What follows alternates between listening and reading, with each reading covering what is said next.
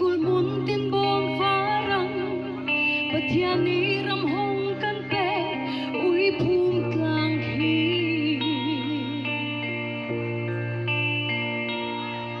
kan pile pulal nagram kan rajat laram chuana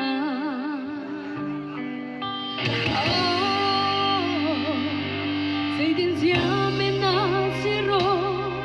pundang ram hoya na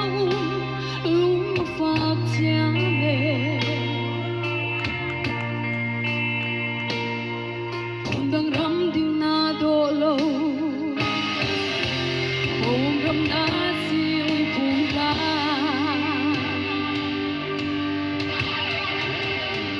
chang le thar ta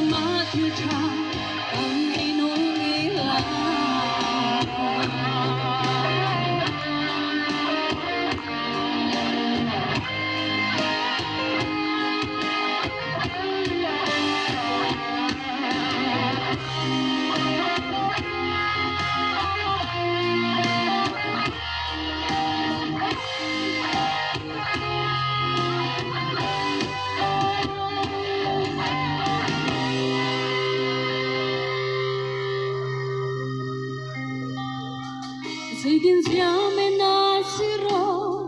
pundang ram hoya na lung fak siame pundang ram ding na do lo om ram na si punta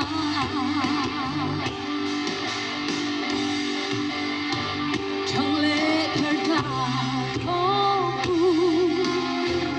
Hãy subscribe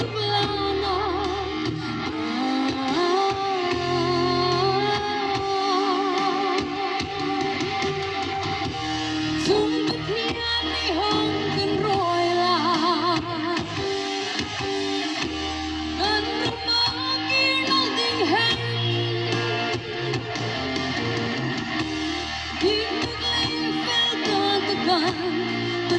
Ghiền Mì Gõ để không bỏ lỡ